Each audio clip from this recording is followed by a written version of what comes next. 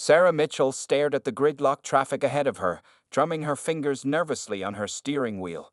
The digital clock on her dashboard showed 8:45 a.m., and she was supposed to be at the courthouse 15 minutes ago. A major accident involving 3 cars had brought the highway to a complete standstill, and there wasn't anything she could do about it. On any other day, Sarah would have been dressed in one of her perfectly tailored designer suits, her usual courtroom attire. But this morning had been different. She had spent the early hours at a community legal aid clinic, helping underprivileged clients understand their rights, which meant wearing something more approachable, a simple black blazer over a white blouse and dark jeans. Come on, she muttered, watching emergency vehicles squeeze through the narrow space between cars. After what felt like an eternity, traffic finally started moving. Sarah calculated the fastest route to the courthouse in her head. She needed to file important documents for a pro bono case she had taken on, a single mother fighting wrongful eviction. At 9:10 a.m., Sarah pulled into the courthouse parking lot. She grabbed her briefcase, quickly checked her appearance in the rearview mirror, and hurried toward the entrance. Her natural hair was pulled back in a neat bun, but a few curls had escaped during her rushed morning. She didn't have time to fix it. The courthouse security guards recognized her immediately. Sarah had been practicing law there for over 15 years, though most people assumed she was much younger than her 42 years. "Running late today, Ms. Mitchell?" Officer Rodriguez asked with a friendly smile as she passed through the metal detector. "Terrible accident on I-95, Sarah explained, already heading for the stairs. The elevator would take too long, and she needed to get these documents filed before Judge Henderson's morning session ended. Everyone knew about his strict punctuality rules." Sarah's heels clicked against the marble floors as she speed-walked down the third-floor corridor. The sound echoed off the high ceilings, drawing attention from people waiting outside various courtrooms. A few young lawyers nodded respectfully as she passed. They knew who she was, even if she wasn't wearing her usual power suit. Outside courtroom 3B, Sarah paused to catch her breath. She could hear Judge Henderson's voice through the heavy wooden doors, his distinct baritone carrying that authoritative tone he was known for. Taking one final deep breath, she pushed the door open as quietly as possible. It wasn't quiet enough. Judge Richard Henderson stopped mid-sentence, his steel-gray eyes fixing on Sarah as she tried to slip inconspicuously toward the clerk's desk. At 65, he had been on the bench for over 2 decades, and his reputation for maintaining strict courtroom decorum was legendary. Well, he said, his voice carrying clearly through the now silent courtroom. "How nice of you to join us." His eyes traveled from Sarah's jeans to her slightly disheveled hair, his disapproval evident in the slight downturn of his mouth. Sarah stood straight, maintaining her composure. "I apologize for the interruption, Your Honor. There was a major accident on I-95 this morning. I'm here to file these urgent pro bono documents before." "In my courtroom," Judge Henderson interrupted. "We begin promptly at 9:00 a.m., not 9:15, not 9:20. He glanced at the large clock on the wall, and certainly not 9:25. Sarah noticed how he seemed to look past her rather than at her, as if she were beneath his direct attention. She also didn't miss the way his eyes lingered judgmentally on her casual attire. "Furthermore," he continued, "we maintain certain standards of professional dress in this courtroom. This is not a shopping mall." A few snickers came from the back of the courtroom. Sarah felt her cheeks warm slightly, but she kept her expression neutral. She had dealt with much worse in her career. "Your Honor, if I could explain." "That will be a fine of $500 for contempt of court," Judge Henderson declared, cutting her off again. "Perhaps that will help you remember the importance of punctuality and proper courtroom attire in the future." Sarah's hand tightened on her briefcase handle, but her voice remained steady. "Yes, Your Honor." She walked to the clerk's desk, submitted her documents, and turned to leave. As she walked out, she held her head high, ignoring the whispers and stares from others in the courtroom. What Judge Henderson didn't know, what he hadn't bothered to find out, was that this seemingly casual-dressed, late arrival wasn't just another lawyer. And in a few hours, at the judicial conference scheduled for that afternoon, you would learn exactly who Sarah Mitchell was. After leaving the courtroom, Sarah walked straight to the courthouse restroom. She stood in front of the mirror, taking slow, deep breaths to calm herself. Years of experience had taught her how to handle moments like these with grace, but that didn't make them hurt any less. Miss Mitchell? A young intern from the district attorney's office poked her head into the restroom. Are you okay? What Judge Henderson did in there wasn't right. Sarah gave the young woman a small smile. Thank you, Claire. I'm fine. Some battles are worth fighting at the right time and place. As Sarah checked her phone, she saw 3 missed calls from her office. The Judicial Conference Banning Committee needed to confirm her keynote speech details for that afternoon. A slight smile crossed her face as she thought about the upcoming event. Meanwhile, in his chambers, Judge Henderson was reviewing the morning's cases. He picked up the pro bono documents Sarah had submitted, barely glancing at the name printed at the top. In his mind, he was justified in his actions. Order and respect in his courtroom were non-negotiable. Judge Henderson, his clerk Marcus, entered with a stack of papers. The judicial conference starts at 2 p.m. They'd asked all judges to arrive by 1:45 for seating arrangements. Of course, the judge replied, waving his hand dismissively. Another waste of an afternoon listening to lectures about things I've known for 30 years. Back at her law firm's office, Sarah sat in her corner office overlooking the city. The wall behind her desk displayed her numerous awards and achievements: Harvard Law degree, Bar Association Leadership Awards, and magazine covers featuring her as one of the city's most influential attorneys. The conference center called again, her assistant Jessica said, entering with a cup of tea. They're expecting over 200 judges and legal professionals. Are you sure you don't want to change your speech topic after what happened this morning? Sarah took a sip of the tea. No changes needed. Sometimes the universe has a way of making your point for you. She opened her laptop and reviewed her presentation on unconscious bias in the justice system, recognition, impact, and change. At 1:45 p.m. sharp, Judge Henderson walked into the conference center. He nodded to his colleagues, exchanging pleasantries as they found their seats. The large auditorium was filling up with the city's most prominent legal minds. Richard, called out Judge Martinez, waving him over. Saved you a seat in the front row. I heard the keynote speaker is exceptional this year. Judge Henderson settled into his seat, adjusting his robes. As long as they keep it brief. I have a full docket tomorrow to prepare for. The conference director stepped up to the podium at exactly 2 p.m. Distinguished members of the judiciary, honored guests, thank you for joining us for our annual judicial conference on progressive legal reform. Judge Henderson stifled a yawn, already thinking about the cases waiting on his desk. Our keynote speaker today needs little introduction, the director continued. She's a Harvard Law graduate, founder of one of the city's most successful civil rights law firms, and was recently named one of Time magazine's most influential people in law. In the front row, Judge Henderson straightened slightly, his attention caught by the impressive credentials. She has won landmark cases before the Supreme Court, established the city's largest pro bono legal aid network, and her firm handles over 500 pro bono cases annually. Please welcome to the stage our keynote speaker, Ms. Sarah Mitchell. The blood drained from Judge Henderson's face as Sarah walked confidently onto the stage. She was now wearing one of her signature courtroom suits, her natural hair styled elegantly. She looked every bit the powerhouse attorney she was. The audience erupted in applause. Several judges stood up, showing their respect for her achievements. Judge Martinez leaned over to Judge Henderson, whispering, "She's brilliant. Did you know she started her law firm from scratch 10 years ago? Now it's the largest civil rights firm in the state." Judge Henderson couldn't respond. He watched, frozen in his seat, as Sarah took her place at the podium. Their eyes met briefly, but she showed no sign of their earlier encounter. Instead, she smiled warmly at the audience and began her speech. Today, we're going to talk about something that affects every single one of us in the legal profession: unconscious bias.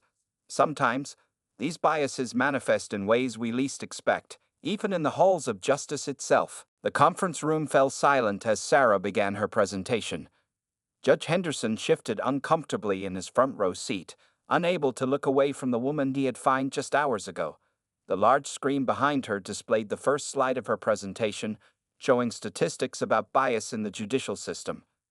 "Let me share a story that happened just this morning," Sarah began, her voice clear and confident. She didn't look directly at Judge Henderson, but he felt his collar grow tight. "I spent my early morning at a community legal aid clinic, helping people who can't afford lawyers understand their basic rights. Several judges nodded approvingly. Pro bono work was highly respected in their community, though few of them actually did it anymore. I dressed casually to make these clients feel comfortable, Sarah continued, gesturing to a photo of herself working with elderly clients at the clinic. You see, when you're helping someone who's afraid of the legal system, sometimes a fancy suit creates more barriers than bridges. Judge Henderson sank lower in his seat as Sarah clicked to the next slide. It showed a traffic accident scene from that morning's highway backup. After the clinic, while heading to the courthouse to file urgent documents for a single mother fighting wrongful eviction, I got stuck in this massive traffic jam. The audience murmured in recognition. Many of them had been delayed by the same accident. But here's where it gets interesting, Sarah said, her voice taking on a thoughtful tone. When I finally reached the courthouse, something happened that perfectly illustrates why we're all here today. Judge Henderson felt the eyes of several colleagues turn toward him. Word had spread quickly about the morning's incident. I encountered a situation where assumptions were made about my professionalism, my worth, and my role in the legal system, all based on a quick glance at my appearance and circumstances. Sarah paused, letting her words sink in. No questions were asked about why I was dressed casually. No one inquired about the pro bono work I was doing. No one even checked to see if there were extenuating circumstances for my tardiness. The room was completely silent now. Judge Martinez, sitting next to Judge Henderson, was scribbling notes frantically. This isn't about pointing fingers, Sarah continued, showing a slide with research data. This is about recognizing how deeply our biases run. Did you know that women of color in the legal profession are 3 times more likely to be mistaken for non-lawyers in courthouses? That includes defendants, assistants, or even custodial staff. She clicked through more slides, sharing statistics and studies. Judge Henderson watched as she presented case after case of unconscious bias affecting judicial decisions. Many examples hit close to home, reminding him of his own past judgments. But there's hope, Sarah said, her tone brightening. When we acknowledge our biases, we can work to overcome them. She showed examples of successful bias training programs from other states. Change starts with awareness, leads to acknowledgement, and ends with action. As Sarah's presentation continued, Judge Henderson noticed something remarkable. She never once mentioned him by name or directly referenced their morning encounter. Instead, she used the incident as a springboard to discuss larger systemic issues. Her approach wasn't about shame or revenge, it was about education and improvement. In conclusion, Sarah said, nearing the end of her speech, I want to share something personal. In my 15 years of practicing law, I've experienced bias countless times, but I've also seen incredible growth and change in our legal community. She showed her final slide, a picture of her law firm's team, diverse in every way imaginable. At Mitchell & Associates, we handle over 500 pro bono cases each year. We represent people who might otherwise be judged solely on their appearance, circumstances, or ability to pay. And we do this while maintaining one of the highest success rates in civil rights cases nationwide. The audience burst into applause. Several judges stood up, creating a ripple effect until nearly everyone was giving her a standing ovation. Everyone except Judge Henderson, who remained seated, lost in thought. As Sarah thanked the audience and stepped away from the podium, she finally allowed herself to glance directly at Judge Henderson. Their eyes met briefly, and she gave him a small, professional nod. In that moment, he saw not the casual, late arrival from the morning, but a respected legal powerhouse who had just taught him one of the most important lessons of his career. The conference director returned to the podium to announce a short break, but Judge Henderson barely heard him. He was too busy replaying every assumption, every decision, every bias he'd shown that morning and throughout his career. During the conference break, Judge Henderson sat alone in a quiet corner of the reception area. His coffee grew cold in front of him as he watched Sarah Mitchell across the room. She was surrounded by admiring colleagues, handling their attention with natural grace and professionalism. Quite a different view of her from this morning, isn't it? Judge Martinez said, pulling up a chair next to Henderson. He placed a newspaper on the table, the city's legal journal with Sarah Mitchell's face on the cover, announcing her firm's latest Supreme Court victory. Judge Henderson picked up the paper with slightly trembling hands.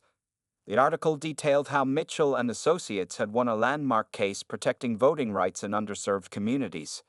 The same woman he had dismissed and fined that morning had argued successfully before the highest court in the nation. Did you know, Martinez continued, that her pro bono program has helped over 10,000 families in the past 5 years? My own daughter interned at her firm last summer, said it changed her whole view of what law should be. Judge Henderson remained silent, remembering how he had cut Sarah off that morning, not even allowing her to explain about the traffic accident that dozens of other legal professionals had also been stuck in. Across the room, Sarah was showing something on her phone to a group of judges. They'd all laughed warmly, and Henderson noticed how many of them, his own peers, treated her with obvious respect and admiration. Richard, Martinez said quietly, using his first name, we've known each other for 20 years. I've seen you make some tough calls, but this morning, he shook his head. That wasn't your finest moment. Before Henderson could respond, the conference director approached Sarah's group. Ms. Mitchell, the governor's office called. They'd like to know if you'd be interested in being considered for the state Supreme Court vacancy. Judge Henderson's coffee cup froze halfway to his mouth. The state Supreme Court? The same woman he had treated like an irresponsible rookie that morning was being considered for the highest court in their state. Sarah's response was characteristically gracious. That's a great honor, but right now my focus is on expanding our pro bono program to rural communities. There's so much work still to be done at the ground level. As the afternoon sessions began, Judge Henderson found it hard to concentrate. His mind kept replaying moments from his 20-year career on the bench. How many other times had he made snap judgments based on appearance? How many times had he let his biases affect his decisions? He thought about the young public defender last month, a Latino man he had criticized for his accent, and the Muslim woman lawyer he had suggested should remove her hijab in his courtroom out of respect. Each memory now felt like a weight on his conscience. During the next panel discussion, Henderson watched Sarah contribute thoughtful insights about improving access to justice. She spoke about her own experiences with such honesty and wisdom that several audience members were taking notes. The true measure of our justice system, she was saying, isn't how we treat the wealthy and privileged, but how we treat those who come before us at their most vulnerable moments. Judge Henderson wrote this quote down, his pen pressing hard into the paper. He thought about all the people who entered his courtroom nervous, scared, or underdressed because they couldn't afford better clothes. How many of them had he judged before they even spoke? As the afternoon wore on, he noticed something else about Sarah Mitchell. Despite his morning's behavior, she didn't avoid him or treat him with resentment. Instead, she remained perfectly professional, even including him in general discussions during breaks. By the end of the conference, Judge Henderson felt physically and emotionally exhausted. He watched as Sarah gathered her materials, several judges still asking for her business card and advice. She had turned what could have been a humiliating incident for him into a powerful teaching moment for everyone. As people began leaving the conference center, Henderson overheard two younger judges talking. Can you believe someone actually fined Sarah Mitchell this morning? I heard she was doing pro bono work and got stuck in traffic. Whoever that judge was, the other replied, they sure learned a lesson about assumptions today. Judge Henderson picked up his briefcase and coat. Yes, he had learned several lessons today. The question now was, what would he do about it? The next morning, Judge Henderson sat in his chambers an hour earlier than usual. He had barely slept the night before, his mind too busy replaying moments from his 20-year career through a new lens. On his desk lay the morning's newspaper, featuring a photo of Sarah Mitchell at yesterday's conference. Your first case is ready, Your Honor, his clerk Marcus announced, placing a file on his desk. Marcus, Judge Henderson said slowly, how long have you worked with me? 5 years, sir. In those 5 years, have you ever seen me? The judge paused, choosing his words carefully, make assumptions about people based on their appearance. Marcus shifted uncomfortably. Would you like an honest answer, Your Honor? Please. Well, Marcus began, there was the time you questioned whether that young female attorney was really a lawyer because she looked too young. And last month, you made that comment about Mr. Rodriguez's accent. Judge Henderson nodded, opening his computer. Pull up my cases from the last year. All of them. For the next 2 hours, Judge Henderson and Marcus reviewed hundreds of cases. They made notes about fines, sentences, and comments made in court. A pattern emerged that made the judge's stomach turn: harsher sentences for minorities, higher fines for women of color, more interruptions during their arguments. "Sir," Marcus said carefully, "about yesterday's incident with Ms. Mitchell. It's already on social media, isn't it?" Marcus turned his tablet around, showing a post that had gone viral in the legal community. Someone had written about how a judge had fined the renowned Sarah Mitchell, only to see her deliver the keynote speech about bias at the judicial conference hours later. Most comments criticized the judge's behavior, though his name wasn't mentioned. Judge Henderson leaned back in his chair, remembering Sarah's speech. She could have easily named him, could have used her platform to shame him publicly. Instead, she had turned it into a teaching moment about systemic bias. "Cancel my morning cases," he decided suddenly, "and get me everything you can find about Mitchell and Associates' pro bono program." Over the next few hours, Judge Henderson read about Sarah's work.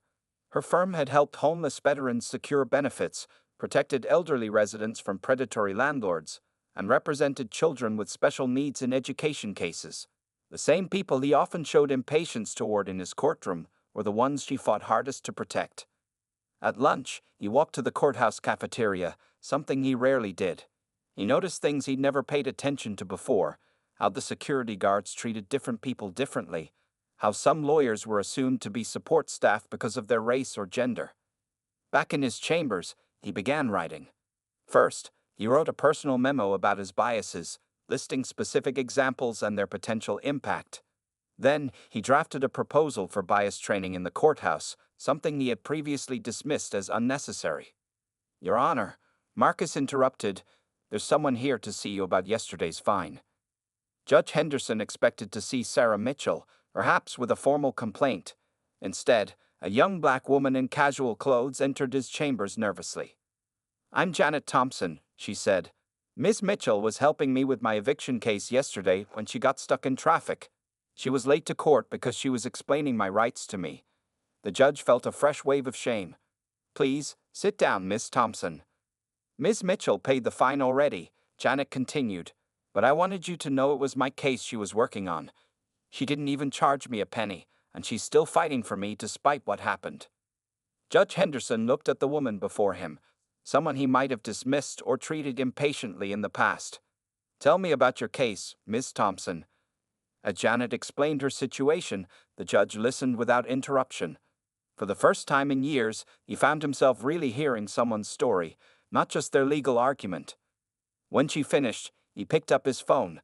"Marcus, get me Sarah Mitchell's office number. And Miss Thompson, please stay. I think it's time we had a proper discussion about your case and about making some long overdue changes in this courthouse." 1 week after the conference, Sarah Mitchell stood in the largest conference room of her law firm, surrounded by her team of attorneys.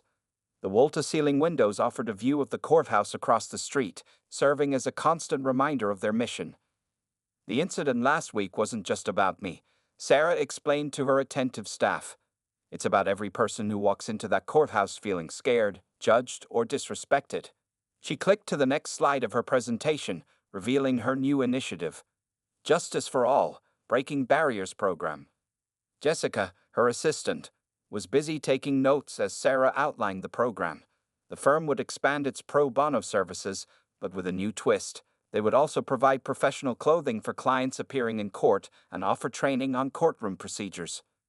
"We've all seen how appearance affects treatment in court," Sarah continued. "So we're partnering with 3 local clothing banks. Every client who needs it will get proper courtroom attire." Just then, Jessica quietly passed Sarah a note. Judge Henderson had called again, the 3rd time that week.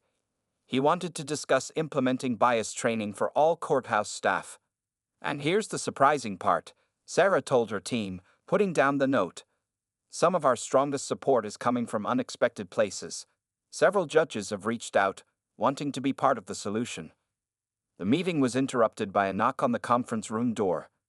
Janet Thompson, the client from the eviction case, entered with tears in her eyes. But this time, they were tears of joy. "Ms. Mitchell," Janet said, holding up an official document. "Judge Henderson just dismissed my eviction case. He said the landlord violated multiple housing codes, and he's ordering them to make repairs." The room broke into applause. Sarah smiled, remembering how Judge Henderson had called her office the day after the conference, asking for a complete review of Janet's case file. But that's not all, Janet continued. The judge asked me to tell you he's starting a new program. He wants to hold monthly meetings where people can discuss their experiences in his courtroom, good and bad. Sarah walked to the window, looking at the courthouse. In just 1 week, something remarkable had started to happen. The incident that could have turned into a bitter conflict had instead sparked real change. Her phone buzzed with a message from the State Bar Association. They wanted her to lead a new committee on courthouse culture and accessibility. Another message followed from a national law journal requesting an interview about her firm's new initiative. Everyone, Sarah addressed her team again. What happened last week is taking on a life of its own. We're getting calls from law firms across the country wanting to start similar programs. She pulled up the next slide, showing statistics from their own courthouse. Last year, over 60% of people representing themselves in court reported feeling discriminated against. That's not justice. The team spent the next hour outlining their expansion plans. They would need more volunteers, more resources, and more partnerships. But the enthusiasm in the room was contagious. Later that afternoon, Sarah received an unexpected visitor. Marcus, Judge Henderson's clerk, arrived with a thick envelope. The judge asked me to deliver this personally, Marcus said, handing it over. He spent the past week reviewing every case where he imposed fines in the last year. Inside are his findings and a plan for reform. Sarah opened the envelope, reading through Judge Henderson's detailed analysis. He had identified patterns in his own behavior that showed clear bias, and he wasn't hiding from it. Instead, he was proposing specific changes to address these issues. He also asked me to show you this, Marcus added, pulling out a court order. Judge Henderson had officially vacated the $500 fine he had imposed on Sarah, with a formal apology entered into the court record. Sarah placed the court order aside. Tell the judge the fine isn't important. What he's doing now, that's what matters. As Marcus left, Sarah walked back to the conference room where her team was still working on the new initiative. On one wall, they had posted their firm's mission statement. Justice isn't just about laws. It's about every person who walks through those courthouse doors. She picked up her phone to finally return Judge Henderson's call. Sometimes, she thought, the most powerful changes start with the most uncomfortable moments. And this was just the beginning. On a quiet Friday afternoon, Judge Henderson stood nervously in the lobby of Mitchell and Associates. The sleek office space, with its wall of awards and framed newspaper headlines, told the story of Sarah Mitchell's remarkable career. A headline caught his eye, from civil rights lawyer to legal legend, Sarah Mitchell's journey. Judge Henderson, Sarah's assistant Jessica, greeted him. Ms. Mitchell will see you now. As he followed Jessica through the office, he noticed something striking. The firm's staff was diverse, young and old, different races and backgrounds, some in suits and others in more casual attire. It was exactly what Sarah had talked about in her speech, judging people by their work, not their appearance. Sarah's corner office offered a perfect view of the courthouse where their paths had crossed so dramatically 2 weeks ago. She stood to greet him, professional and composed as always. Thank you for agreeing to meet with me, Ms. Mitchell, Judge Henderson said, his voice carrying a humility that surprised even him. I believe I owe you more than just a formal apology. Sarah gestured to the sitting area where 2 comfortable chairs faced each other. A copy of his court order vacating her fine lay on the coffee table between them. Your Honor, Sarah began, but he raised his hand. Please, he said, call me Richard. I think we're past formalities. Judge Henderson pulled out a carefully prepared letter from his briefcase. Before I read this, I want you to know something. I've spent the past 2 weeks reviewing not just my recent cases, but my entire career on the bench. Sarah listened quietly as he continued. I found patterns I'm not proud of, higher fines for minorities, harsher sentences for people of color, more interruptions during arguments from women attorneys. I typed up all my findings. He placed a thick folder next to his apology letter. That must have been difficult, Sarah said softly. Not as difficult as experiencing it, he replied. May I read my letter now? Sarah nodded, and Judge Henderson unfolded his letter with slightly trembling hands. Dear Ms. Mitchell, I write this not just as a judge, but as a person who needed to learn a powerful lesson. 2 weeks ago, I looked at you and saw what my biases wanted me to see. Not the accomplished attorney, not the champion of justice, not the leader you are. I let prejudice cloud my judgment, the very thing a judge must never do. He paused, taking a deep breath. Your response to my behavior showed me what true justice looks like.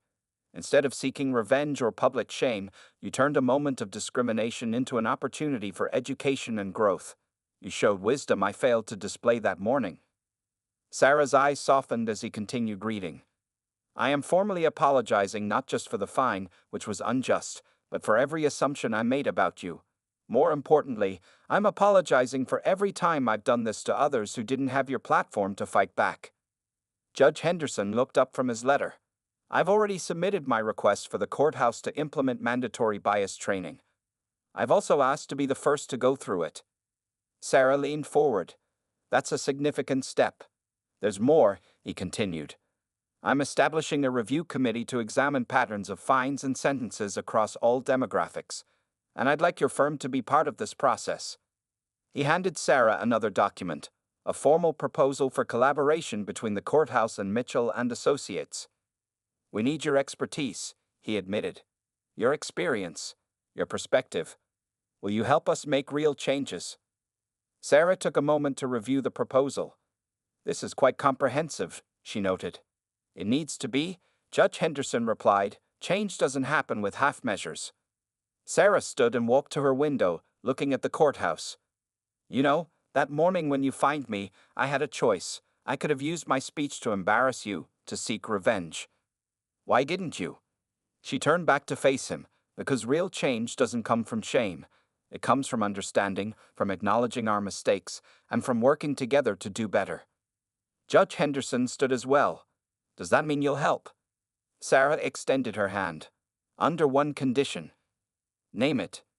We make this bigger than just one courthouse. If we're going to create change, let's create change that matters. As they shook hands, both knew this was more than just an apology accepted. It was the beginning of something much more important. 1 year later, the courthouse looked different.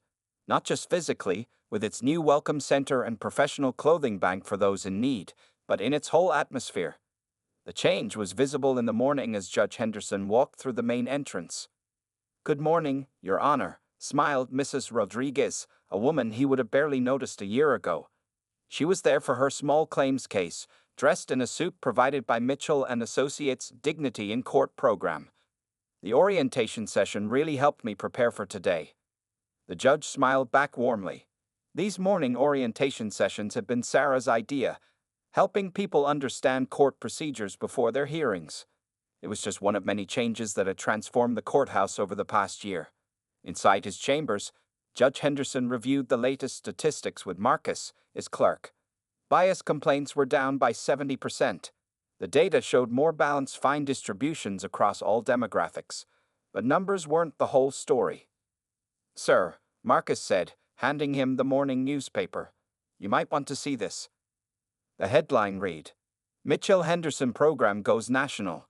Justice Department Adopts Courthouse Reform Model. Below was a photo of Sarah Mitchell and Judge Henderson standing together at a recent legal conference, presenting their successful reform program. Just then, Sarah knocked on his chamber door. She entered, carrying a thick binder labeled 1-year report. Ready for the big presentation? She asked. Today, they would present their program's results to the state Supreme Court. What had started as a confrontation between them had grown into something neither had expected. You know, Judge Henderson said, I almost called in sick that day last year when you came into my courtroom. Sarah sat down, raising an eyebrow. Really? If I had, none of this would have happened. He gestured to the wall where photos showed their program's milestones. The opening of the Courthouse Welcome Center, the first graduation ceremony for court staff who completed bias training, the launch of their monthly community feedback sessions. Sometimes the best changes come from our worst moments, Sarah replied.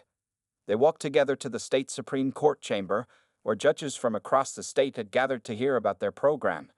The room was packed, not just with judges, but with community leaders, legal aid workers, and even some former defendants who had experienced the changes firsthand. Sarah began their presentation with a story. 1 year ago, in a courtroom not far from here, a judge fined a lawyer for being late and inappropriately dressed. She smiled at Judge Henderson. That judge and that lawyer are standing before you today, not as opponents, but as partners in change. Judge Henderson stepped forward. What started as my worst moment as a judge became the catalyst for my most important work. He clicked through slides showing their program's components. Mandatory bias training for all court staff. Free professional clothing bank for court appearances. Morning orientation sessions for people representing themselves. Monthly community feedback meetings. Regular case review for bias patterns. Partnership with local law firms for expanded pro bono services. From the audience, Janet Thompson, now employed as the Welcome Center's coordinator, watched with pride. Her eviction case had been just the beginning. She now helped others navigate the system that had once seemed so intimidating. The numbers tell one story, Sarah continued, showing their statistical improvements. But the real story is in the changed lives. People no longer fear entering these doors. They know they'll be treated with dignity, regardless of their appearance or background. Judge Henderson took the podium for the conclusion. A year ago, I thought I knew everything about justice. I was wrong. True justice isn't just about laws. It's about seeing the humanity in every person who enters our courts. After their presentation, the state Supreme Court Chief Justice approached them. We're implementing your program in every courthouse in the state, she announced. This is the change we've needed for a long time. Later that afternoon, Sarah and Judge Henderson stood in front of their courthouse, looking up at the building where their story began. Did you ever imagine this? He asked. Sarah shook her head. Sometimes the best endings come from difficult beginnings. As they watched people entering and leaving the courthouse, all treated with equal respect, all given equal opportunity for justice, they knew their work wasn't finished, but they had proven that change was possible, even in the most traditional institutions. All it took was the courage to admit mistakes, the wisdom to learn from them, and the determination to make things right.